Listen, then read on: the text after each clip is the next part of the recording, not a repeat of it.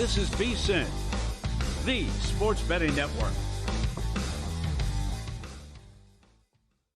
The numbers told the story, they always do. It's one of those idiots who believe in analytics. This is a numbers game with Gil Alexander on VSiN. Monday edition of a numbers game here on VSiN, the sports betting network. Matt Brown in for Gil. One more week. Kelly Bidlin here with me as well. We will get into some baseball talk with Paul Sporer a little bit later. Welcome back, Paul Sporer, for 2026 season right. here. It's been a while. We have not seen him since last baseball season. Greg Peterson, of course, will join. We'll get all of his college basketball thoughts. If you want to go check out what he's got going on over at VSiN.com as well, up on there each and every day. Our very own Adam Burke will also join us as we will talk college basketball, baseball, and anything else Adam Burke wants to talk about. Yeah, man. I'm glad he has earned that right, as they say. He's earned that right. He has. I'm glad he has a break between betting guides because I know we got a lot going on at the website right now. Yeah, so he can come in and do that. We'll talk some golf. We'll recap all of the stuff that went on over the weekend, including what just happened over there at Pebble Beach. The AT&T Pro-Am, Colin Morikawa wins for the first time in 28 months.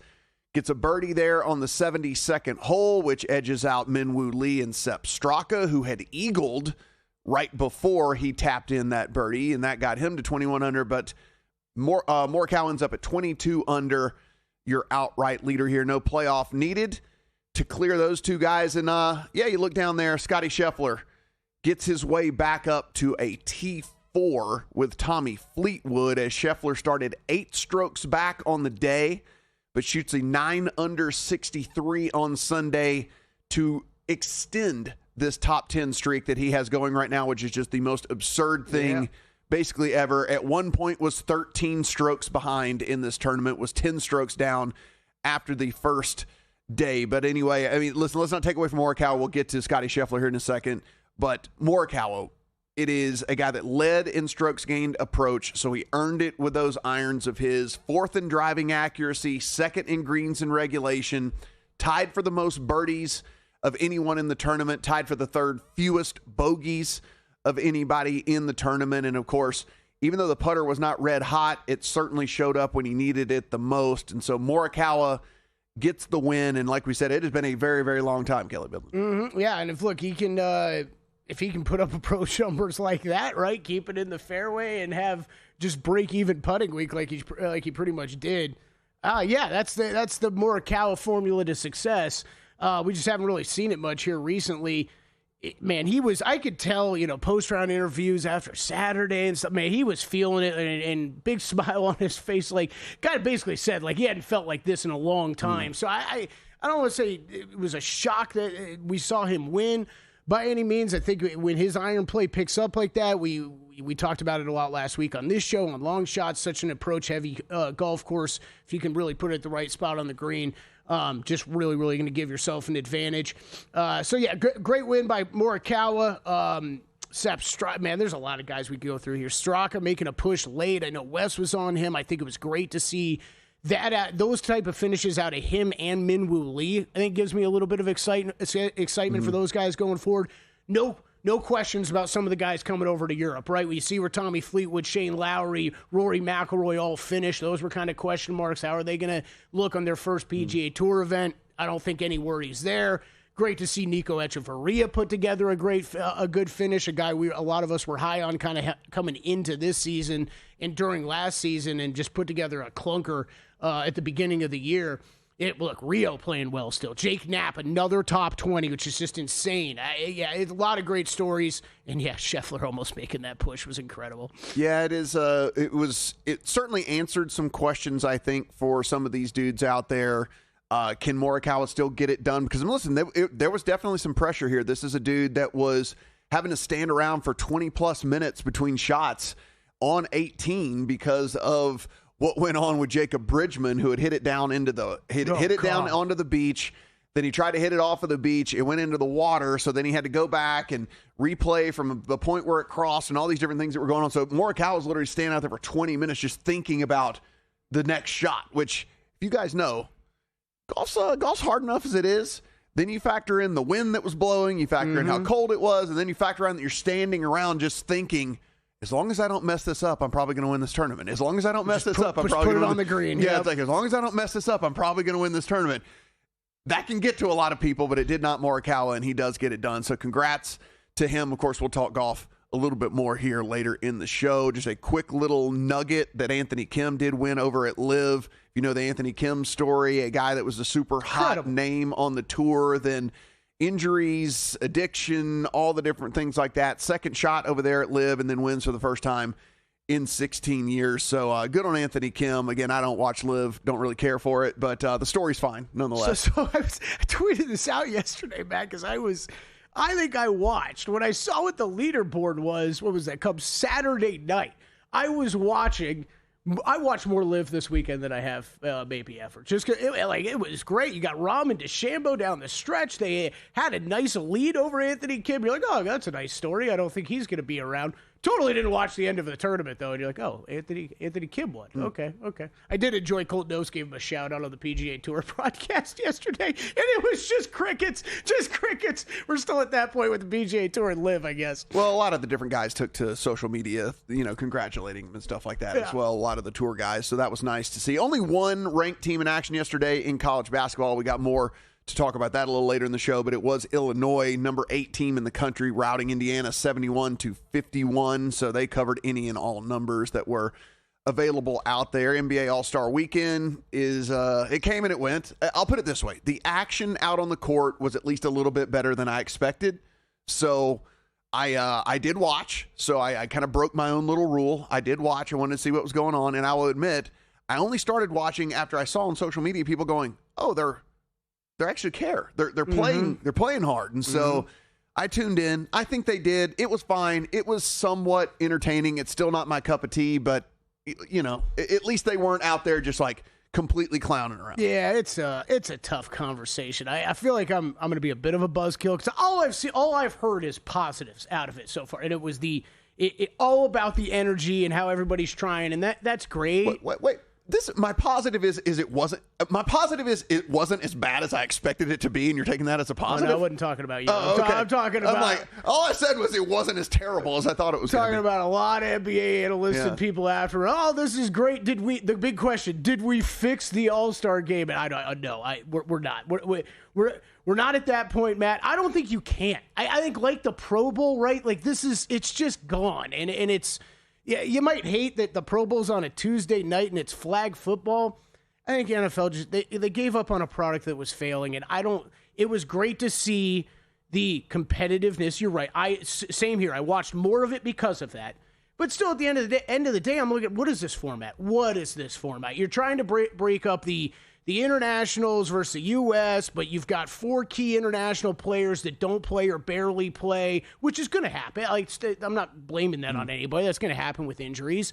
But it just felt like you're at like some youth league. We're going to play one quarter and then you'll play the next, and round robin tournament. I just don't like the format at all. Yeah, no, I mean and that's fair. And again, I don't think there's fixing it either. I would prefer them just kind of like make it more like rock and jock basketball back in the day or something. Put a 4-pointer out there on the court. No, totally. Me too. Like do whatever. Like if you're going to make it a weird format anyway, then just like whatever. Okay, be weird and just let us. It's fine. I can still get up for the 3-point contest. Yeah. Tip the cap to you, by the way. You won our draft. Cash that. I bet it too. And you bet it. There you go.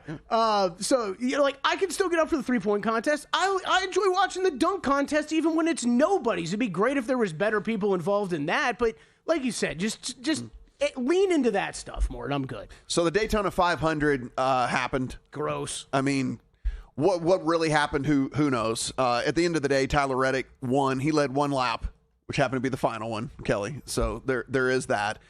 26 different leaders there for that race. And so this is not going to be an anti-NASCAR rant. This is going to be a anti-NASCAR calling the Daytona 500 their Super Bowl rant. Because, so imagine if it actually was the Super Bowl or Wimbledon or the Masters or whatever, and you hold a 17-point lead in the fourth quarter in the Super Bowl, or you're up 2-0 at Wimbledon and you're up 5-0 in the third set, or you're sitting here and you're up 9 strokes with 1 to play at the Masters. But if the guy birdied the 72nd hole, he beats you anyway. Or if this guy gets one serve, and if you don't win that one serve point against him, who cares that you won the first 2 sets and you're up, you lose the match at Wimbledon. Yep. Or the Super Bowl, you're up 17. They get to line up for a 55-yard field goal with 1 second left, and if it goes through, you lose anyway. That's basically what it is here. It's like it's their Super Bowl, but the best person doesn't win. It's just like this happens every single year. It's like this. It's a complete crapshoot. And how do you want your Super Bowl being a roll of the dice? That's the only thing for me. Like, it's not an anti-NASCAR thing. It's not even an anti-Daytona 500 thing. It's the fact that they call it their Super Bowl, and the person who went by goes, yeah, I don't even really know what happened. Next thing you know, I won. It's like, really? Like, that's what we want to be the Super Bowl? Like, that's what we want to be the biggest race of the year? And so, again, maybe we're a little sour because we had the dude that got spun out right there at the end. We had the leader in the final lap, man. We were like 15 seconds away from winning, and then we weren't. But, yeah, I don't know, man. I don't even remember his name still. Novacek, something like that. Hocevar. That's what it was. Hocevar. We were close. Anyway, at the end of the day, it's fine. You know what you're getting into. We talked about it all week with multiple guests. But to me, to call this your Super Bowl and then at the end, literally have the guy that won goes, yeah, I don't know. Looked up, next thing you know, I'm in first place. It's like, okay, seriously, that's what we want to be the Super Bowl. You just. I mean, I agree with all of that, but you got to know what you're getting into from a betting standpoint with this, right? And it is. I mean, I don't know. I've said it every year. Said it last week even, right? Like, I will get involved. I like getting involved because it is such a crapshoot, right? Like, I had a 33-1 on that dude from like halfway through the race, and he's leading in the final lap. It's fun, but like, you need to know that half the field's just gonna get blown out at some point. The Seattle Seahawks have a new offensive coordinator. We'll let you know about that. The U.S. men's hockey have a nice high seed, and we set a record for all-time trading card sale this weekend. Whoa! There is no other college basketball betting analyst quite like him. His passion is unparalleled. He handicaps every game, every day, all season long. Sleep is not an option for him. He stays fresh by running 12 miles a day, every day, while doing his podcast and answering your tweets. He is Greg Hoops Peterson. Tame the madness of March by catching Greg Peterson on VSiN, the sports betting network. This is VSiN, a network of sports betting analysts, writers, hosts, and handicappers, all here to help you become a more confident bettor. We broadcast live every day from Las Vegas, the sports betting capital of the world, and from studios across the country, giving you insight from every angle of the action. Take VSiN with you wherever you go with the VSiN Watch app, or catch us on streaming platforms and regional sports networks. You can also listen live on SiriusXM Channel 158 and on radio stations nationwide. Check out VSiN.com as well for betting tools, exclusive betting splits, AI-powered player prop projections from Opta, pro picks for every game, plus in-depth betting guides and articles built to give you an edge. From sharp betting analysis and daily best bets to insider interviews and expert breakdowns, VSiN is your trusted source for everything happening in the world of sports betting. See everything we have to offer at VSiN.com and become part of the Sports Betting Network. What's up, guys? It's JVT, Stormy, and I still on the desk for the boys at Follow the Money. We've got a good show coming up on Monday. We'll recap everything in college basketball and take our first look at bracketology. Some great props up on who's going to make and miss the tournament. We'll tell you which teams will and which teams won't and which teams to bet on to do just that. Plus, the Olympic hockey continues. Stormy's fired up about this team as we head to the elimination round. So don't miss it. It's Follow the Money, 1 to 4 Pacific, 4 to 7 Eastern here on VSiN, the Sports Betting Network.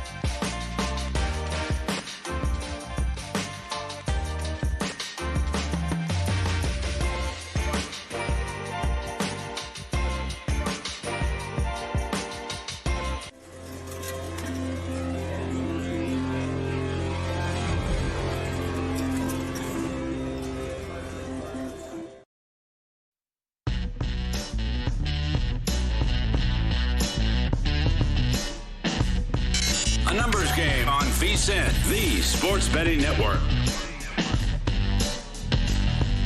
A numbers game here on VSiN. Matt Brown in for Gil Alexander. Kelly Bidlin on the desk with me here. Appreciate you guys being with us. Series Channel 158, YouTube TV. Of course, we have our VSiN Watch app and then terrestrial stations across this great country. I don't know why people decide that they need to do this like in the offseason here. So Todd Archer, the beat writer for the Cowboys. Yeah. I guess he used him on a radio show or something. Just wanted to let everyone know that the Cowboys fined George Pickens multiple times last season. Like, just to let everyone know, like, hey, he's a problem still. He's still a problem. Good season. Yeah. Still a problem. Still a problem. Fined him multiple times last year. I would have probably taken the over on whatever number they laid out there anyway. He's such a perfect Cowboys wide receiver. Oh, yes.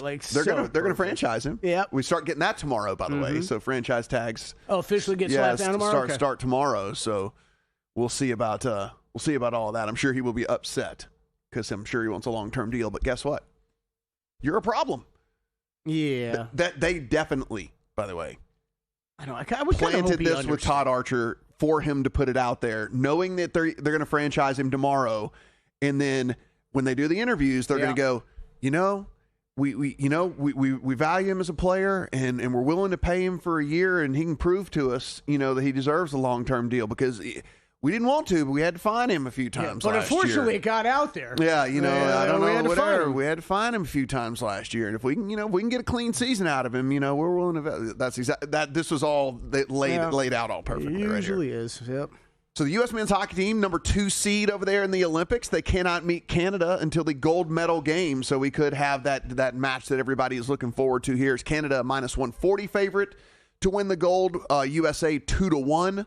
For the gold. Finland and Sweden are 10-1 and 13-1, and then everybody else is super, super long in all of that. But we might actually get that Canada-U.S. gold medal game that everybody wants. Yeah, my question for one Jake Hahn tomorrow will be about the pricing on Finland, Sweden. These are only because a big time drop from what we saw pre-tournament odds-wise. USA, Canada, USA right on top 1-2. Not a huge difference there, but interested to hear what he's got to say about some of these other countries' chances. Yeah, I mean, listen, if he gives me any sort of a compelling case to put a 16-1 in my account, I'll do it. Exactly. Exactly. For sure. It is hockey. There's variance. Czechia was way shorter, too. I don't know what happened. Yes, there is variance in hockey. Seahawks are going to hire Brian Fleury. He is the 49ers, was the 49ers tight end and run game coordinator. He's going to be their offensive coordinator now. So he was with that team for 7 seasons, Kelly. And so I don't know if that's a good thing or a bad thing. We always talk about Shanahan's coaching tree. And if this guy didn't get hired away after 7 years, I don't know if maybe that's a good thing or a bad thing. Or maybe it just shows his loyalty or something like that. But he is going to move over in division and come over and coordinate the offense for the Seahawks. There was a lot of stuff saying that maybe they were going to promote from within, but instead they go out there in the division and bring in the 49ers tight end / run game coordinator, Brian Fleury. Yeah, that is an interesting way to put it. You are right. We see with how often it's these coaching trees, man. Like it is McVay, Shanahan. Like, I mean, it's amazing how the same guys just get hired, and you're right. Probably not a good sign if you've been on that staff for 7 years and you haven't gotten hired. However, to the Seahawks and Mike McDonald, I trust. I trust in what's going on there in Seattle. I think of almost all things that they showed us this year, they showed us that organization it's got its head on straight and heading in the right direction. So I'm going to trust in that move for right now. We got a ridiculous. I just had to bring this up because this is when you make kind of the main ticker there on the front page of ESPN. Something like went on. So the Oklahoma women's softball team, they beat UTEP 34-0 in a college softball game. They had an inning in which they hit 2 grand slams in the same inning. They had 3 different players that each had 6 RBI in the game. And they called the game after 5 innings. They didn't even get to the 6th inning. I think they have the 10-run rule, right? I think in softball, pretty sure they do. Maybe like if you're up by 10 by the 5th by inning, the 5th or something or whatever. 5th, they were up 34. I'm pretty sure that's how that rule works. They were up 34. And thank God. Maybe they need a 30-run rule or something. Yeah, maybe. 34-0. 2 grand slams in the same inning. I can't wait for Wyatt to call me out during the break, but I'm pretty sure I have my college softball rules down. Okay. I'm pretty sure I'm right about that. I believe you. I want to pay off the tease here. So Logan Paul, yes, of the WWE fame, not the boxer fame. That's the Jake Paul. Right. Logan Paul's the wrestler. Who I've seen at the Olympics as much as anybody. Logan Paul's the wrestler. Jake Paul's the boxer. AKA Netherlands speed skater. Yes. Boyfriend. Exactly. So Logan Paul has this Pikachu. It is the only one in existence. He's got a real one? It's the, yes. You know, with the money he made, he might actually have a real one. You know, he might actually get one made. Man, cloning guy came up on us quick. So it was a Pikachu illustrator. It is apparently the only Gem Mint 10 one of these cards in the world in existence. It went to auction last night, Kelly Bidlin, and it brought in $16.5 million for one Pokemon card. Now, the highest card sale before that, a Mickey Mantle, a 1952 Mickey Mantle rookie that was in pristine condition for $12.6 million. So this Pikachu illustrator. Now, of course, you're going to get more. I don't know why I didn't think we were including sports here. So this is this. Oh, the trading of any trading card ever. Wow. Of any trading card ever. And now he's going to get more money because it belonged to Logan Paul and all of, and all of that stuff. And at least they can, I guess, trace that there is not and will not ever be another one of these because all of the packs or boxes, I guess, have all been opened or something or whatever. I don't know. But it's like they do know that this is the only one in the world, as opposed to you don't really know a sports card. They keep finding old boxes of, they keep finding sports cards and finding old boxes of cards and things and stuff everywhere. Right. But at least with because they're the Pikachu cards, or is it? No. What are they called? The rare Pokemon the cards. rare Pikachu illustrator card, one of just 39 created for a Pokemon illustration competition in the late 90s. There you go. So they know how many of them exist, and so they know that this is the only one that is in the 10 Gem Mint grade and whatever and all that. $16.5 million. Bro, I've just pulled up this article. This is insane. Okay, so one of 39. Guess what? Logan Paul, threw in a diamond encrusted necklace that apparently is framed to go with it. Has the card framed with a nice chain, to go with it.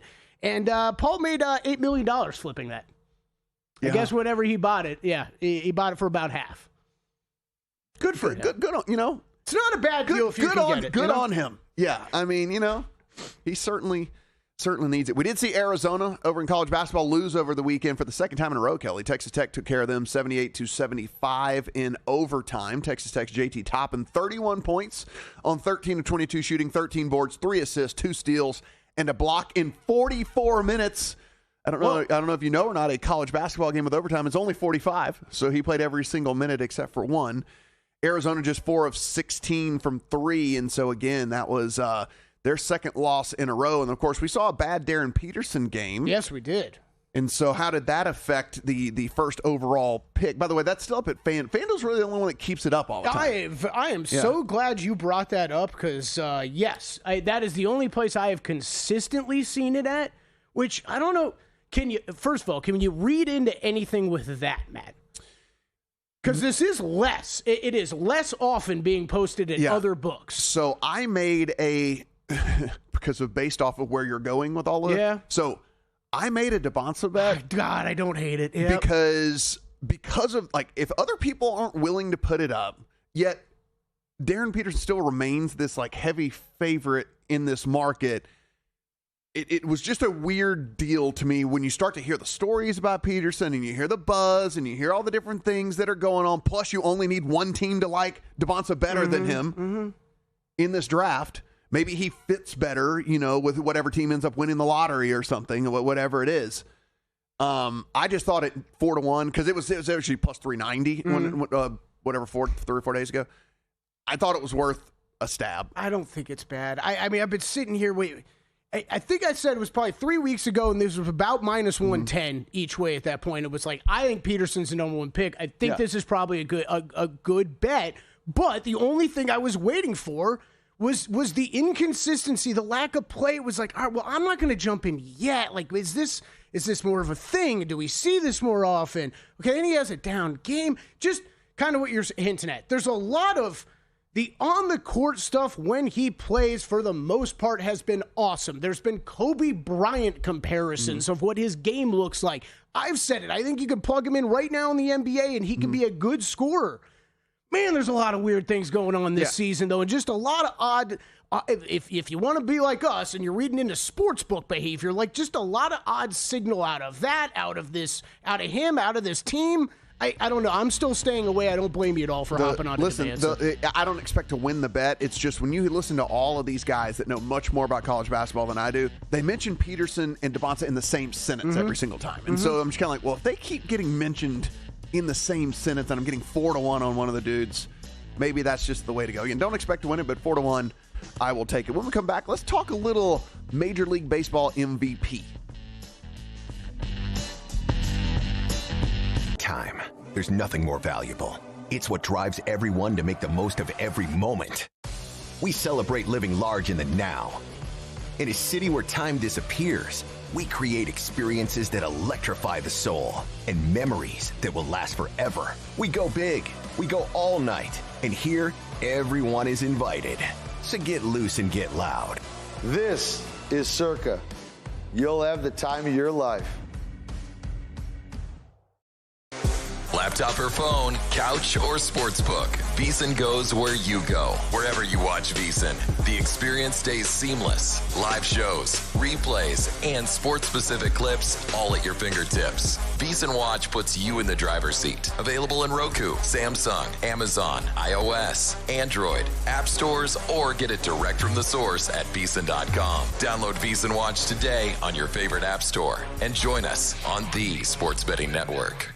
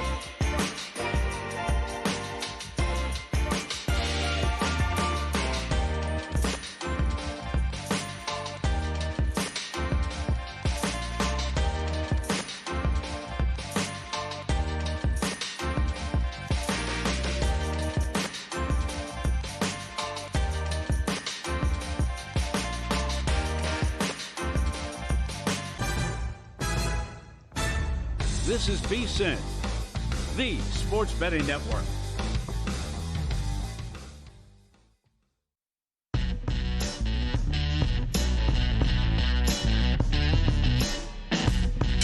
A numbers game on VSiN, the sports betting network.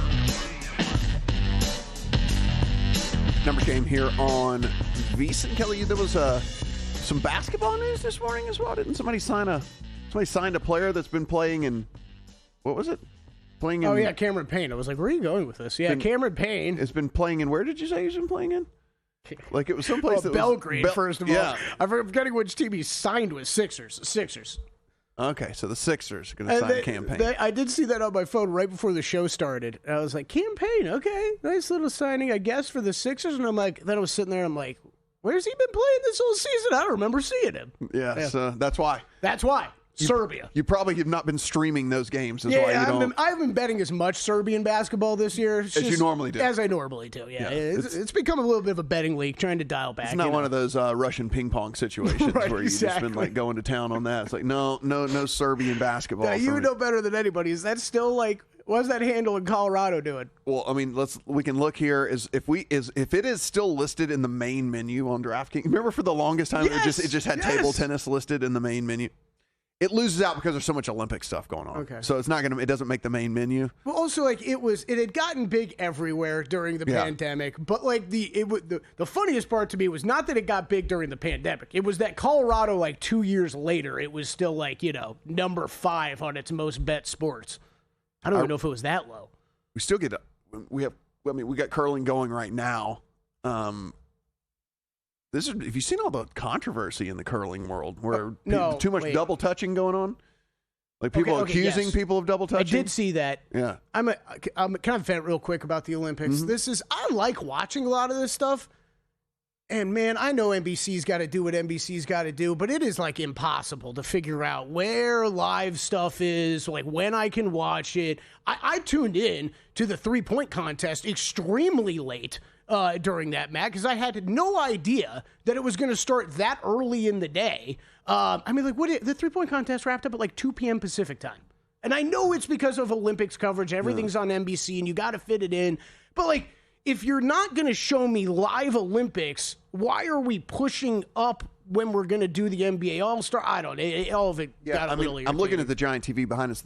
I know this is live, but they don't have the little live symbol. The live bugs. On it. Yeah, the live to bug. let you know. Which you need to have. Like, you have to have. And then, like, why? Like, just flood. Like, you've got all these channels. You got Peacock. Still, I struggle somehow with finding just live all day long. It should be. It's not like the time change is massive. Right now, we should have a million events going on.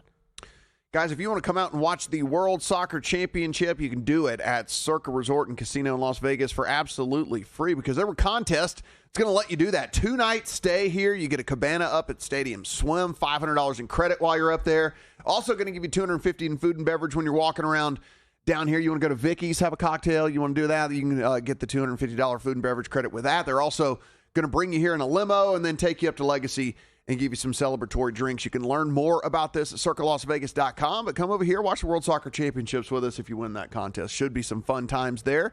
Of course, it's a gigantic limo that will take you from the airport to here. So it's massive. Yes. It's massive. All the limos here are just massive. It's a stylish way to cruise around town, okay? Yeah. I've been in one of those once. I got dragged along one time. Yeah. And just circling back, in January 2025, a state record $31.7 million was wagered on table tennis in Colorado. There you go.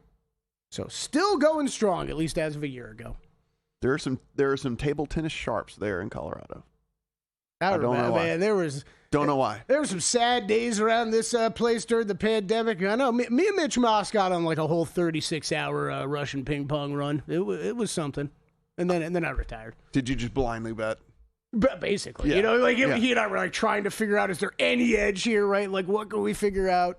I think I finished like probably up $20. So I was like, that's a good retirement. All right, let's look at American League MVP. We are getting into baseball talk in earnest. Like we said, Paul Sporer joined us here a little bit later in the program. As you would imagine, your favorite is going to be Aaron Judge at plus 225, Bobby Witt at 550, Cal Riley at 850, 13-1 on both Julio Rodriguez and Vlad Jr.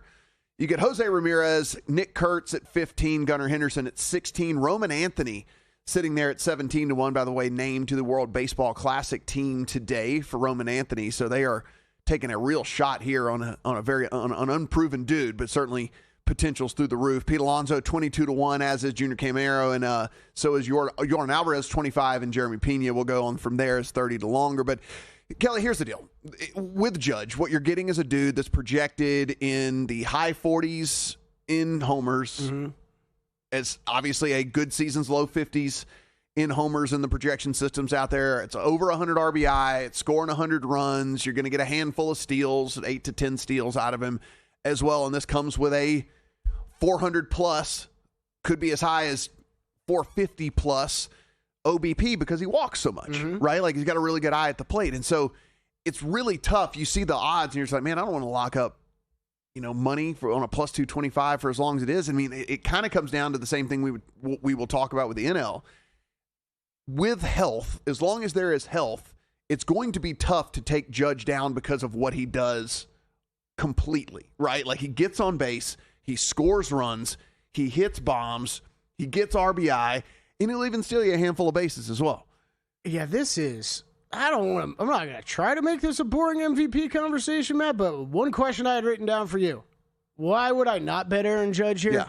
I mean, it's plus 225. Only because you don't. Yeah, that would be the reason would be because I'm locking up money for a long time. You don't want to lock up money for as long as it is on a plus 225. Would be the only reason. But isn't last season like the perfect example of like what he's gonna have to get out of somebody else to push him? Yeah, and he still will. So like second on the list is Bobby Witt, and like so what he brings here is kind of like the upside of a 30-30 season. So, I mean, that's kind of what you would have to have for him to really, really be considered. You'd need 30 homers and 30 steals. And maybe you'd need a 30-40 season out of him in order to really push Judge, because the thing is he's probably not going to have as many RBI, maybe about the same amount of runs scored or something like that. But, again, nowhere close to the same amount of home runs, probably not RBI.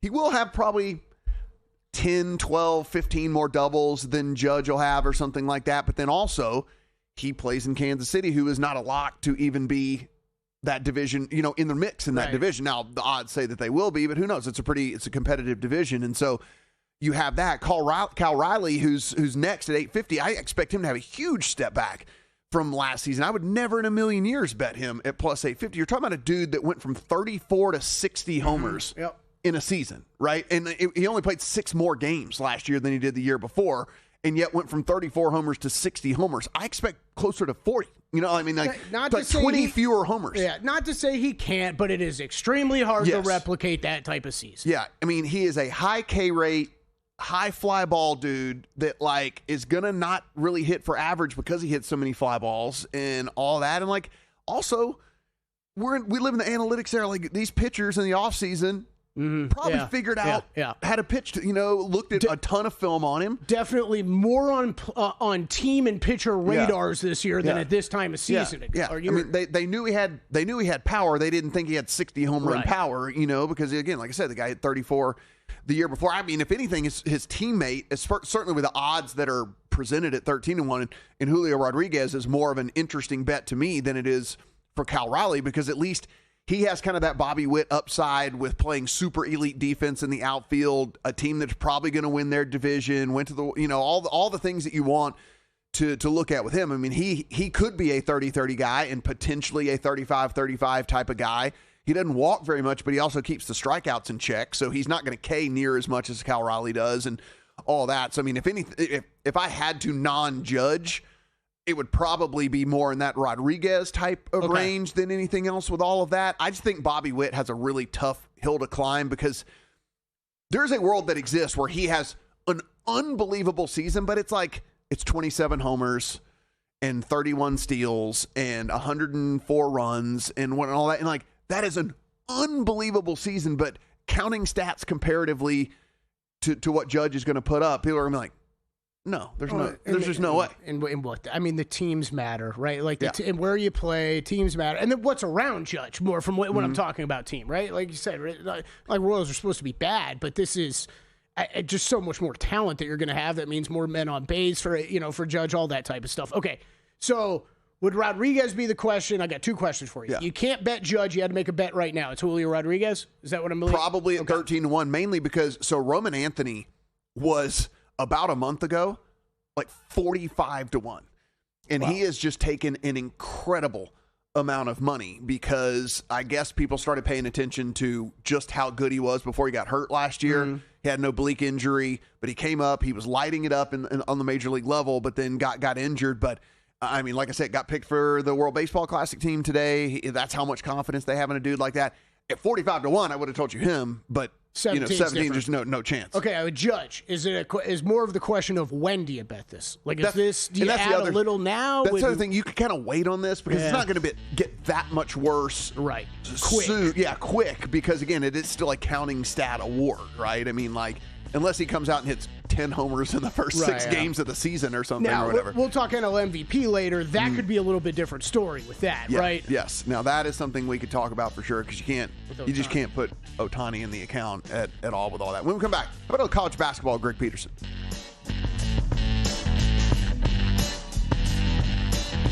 VSiN's player prop projection tool is now available for the NBA. Get projections for points, assists, rebounds, and more powered by Opta AI. On VSiN.com/NBA props, we line up our projections against the latest DraftKings odds so you can quickly spot mismatches and find value before the market adjusts. The NBA player prop projections tool is available exclusively to VSiN Pro subscribers. Check it out now at VSiN.com/NBA props and join us on the Sports Betting Network. Prop Points takes you to the intersection of prop betting and fantasy sports with hosts Jeff Erickson and Nick Whalen of RotoWire.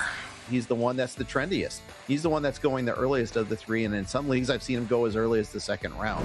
The one thing that stood out to me here is, value-wise, I would take a look at Dorian Finney-Smith over 2.5 boards. They'll help you find the connection between the two and give you expert advice on how to capitalize when a number is too good to pass up. Prop Points every weekday at 1 p.m. Eastern, only on VSiN.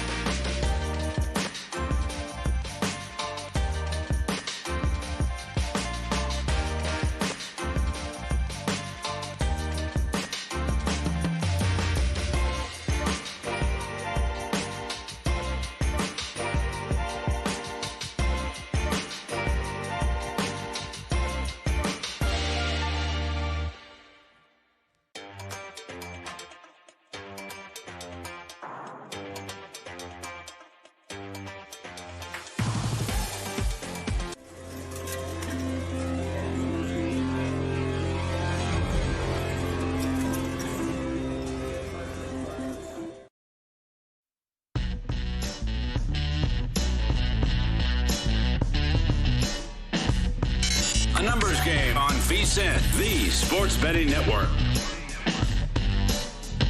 It is the Numbers Game here on VSiN, the Sports Betting Network. And Kelly, we really dropped the ball here. Happy President's Day to everybody out there. Hey, to you too. I didn't, you and I did not know until about 14 seconds ago that it was President's Day today. Thank goodness we were talking to Greg Peterson here before we bring him on, and he let us know that it was Federal holiday? National holiday? People working today? Y'all working today? I have no idea. Kids in school? Are kids in school? Kids in school on President's Day? No school. No, okay. No school to hello kids that are listening then. I'm sure there's a lot of people like, yes, no school today. I'm watching Numbers Game. Let's go.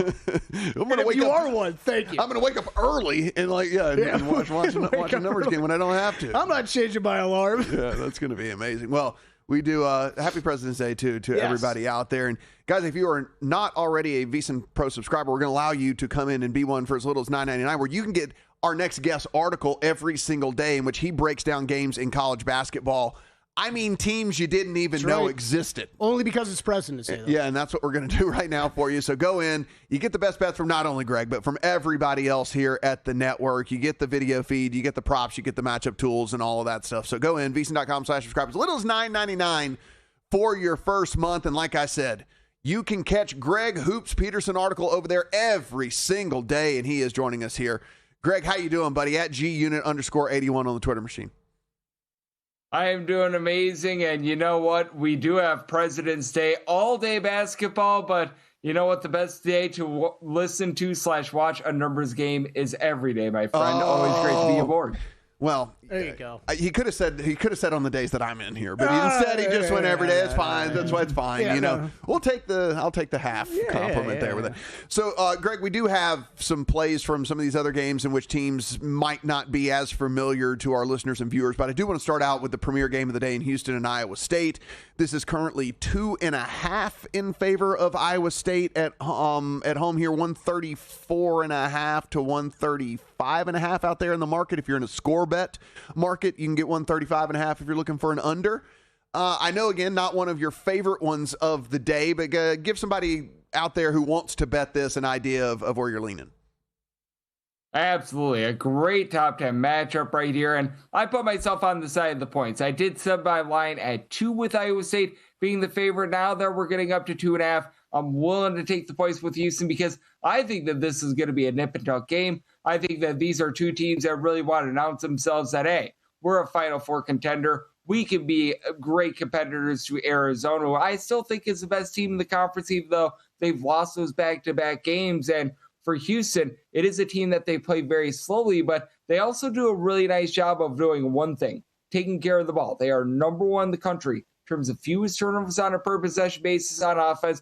Iowa State, their whole defense built around turnovers. Top 10 team in terms of turnovers generated on a per possession basis. And if you think that this is close enough for late game fouling, like I think that total of 134.5 just low enough for an over. I set my total at a 136, and also be mindful of this as well. Let's say that you get the late game fouling. We all know that Iowa State is a really good three-point shooting team. They're not a good free throw shooting team. They shoot less than 68.5% at the free throw line. So took the points here with Houston, and I like the over.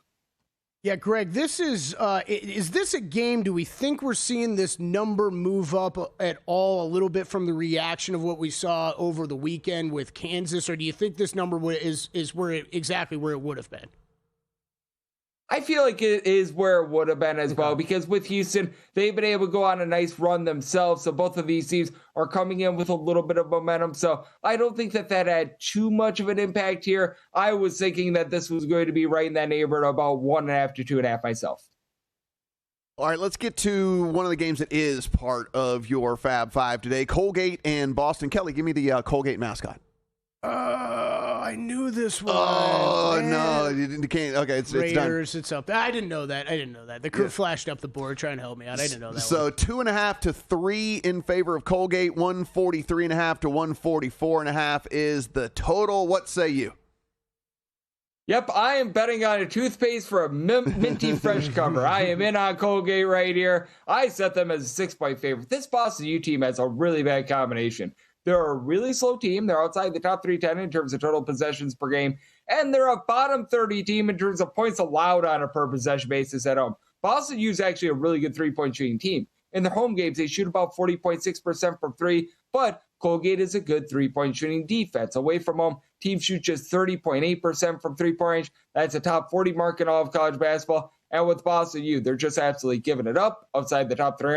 With regards to opponents' two-point shooting percentage at home, Boston U away from home, top 90 team in terms of their two-point shooting percentage. Boston U, not a team that generates any turnovers whatsoever. I think that Colgate is going to be able to win that interior game. Jalen Cox, who gives you 15 points, 5 boards, 5 assists. He's the most complete player in this game. So with Colgate, felt like they should have been a 6-point favorite. Willing to lay the number here with Colgate. I'm upset with myself about that Colgate question, Matt. I mean, they're only in the NCAA tournament every single year. It feels like I'm seeing someone first round of the NCAA tournament take 7.5 points with Colgate every year. That's what it feels like. All right, next up, Greg, we got Wagner at Long Island. Seahawks at the Sharks. Shark more powerful animal, therefore they are favored by 10 points. Obviously, Seahawk not even a real bird, by the way. That's right, yes, fake bird. They're just, it's fake bird. Greg, where are you looking at this game? And at a 10-plus, I would be willing to take the points here with Wagner. We've got to give them those points because, man, when you're a Seahawk, you need all the help that you can get against a Shark. But that said, I think that the Sharks are going to be able to help you out big time with this total. I like the overs. You've got two great three-point shooting teams in this one. Wagner away from home shoots about 39.5% from three-point range. That is a top 10 mark in all of college basketball. Long Island at home, they shoot above 37% from three-point range, top 70 mark in the country, and you get lots and lots of second chances in Long Island games. They rank 264th in the country in terms of defensive rebound percentage, so opponents grab a lot of second and third chances. They themselves haul in there over 34% of their missed shots as an offensive rebound. That's a top 35 mark in the country as well. Long Island, a little bit more of a mid-tempo team. Wagner is playing a little bit more slowly, but Wagner, again, one of those defenses that's not very efficient, hovering right around about 275th, 276th in terms of points allowed on a per possession basis. So I'm looking at the over. I was seeing that more around 134.5, 135 overnight, up to 137 in Long Island versus Wagner, but still like it here. All right, we're going to get to the third of your Fab Five. Of course, we're sitting here talking to Greg Peterson, our very own GUnit_81 on the Twitter machine. You can find him every day over at VSiN.com. Drexel and Stony Brook, as we sit right now, this is -3.5 in favor of Stony Brook, anywhere from 132.5 all the way to 134 out there from a total perspective. Drexel University, private university in Philadelphia, Pennsylvania, founded in 1891 by Anthony Drexel, who was a financier and a philanthropist. And if you were wondering, the name of their mascot, because you're going to love Drexel even more now, is Mario the Magnificent. Way to go. That's the name of their mascot. Mario the Magnificent. Well done.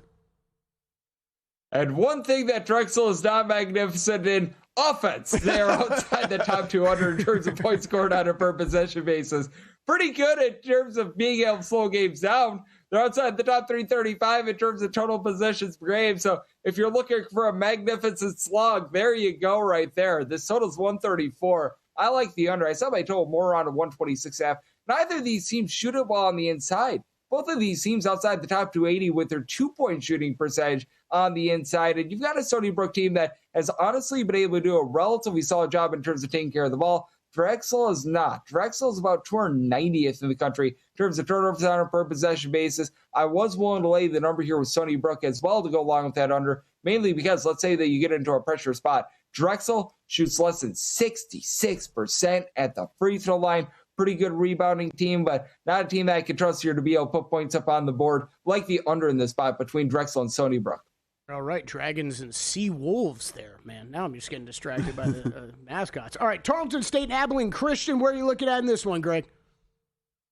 I'm looking at Tarleton State laying a 1.5 and that over. These two teams actually played a few days ago. Tarleton State lost that game 73-59. They're going to be out for revenge, and this is a Tarleton State team that's all sorts of banged up. Likes of Dior Johnson, Christian Backpa, they've been dealing with injuries, but one thing that is consistent for Tarleton State, they're looking to pile drive the ball down low. They are number one in the country in terms of percentage of their shots that come from two-point range, and Abilene Christian is 287th in the country with that regard, and you've got an Abilene Christian team that has been also dead last, 365th out of 365 teams in terms of opponents' three-point shooting as well. These two teams foul a lot, but that also means a lot of free throws. Tarleton State shoots over 76% at the free throw line, so took Tarleton State and the over. Greg, they can get the full breakdown over at the website, but give us 15 seconds on Florida A&M and Alcorn State.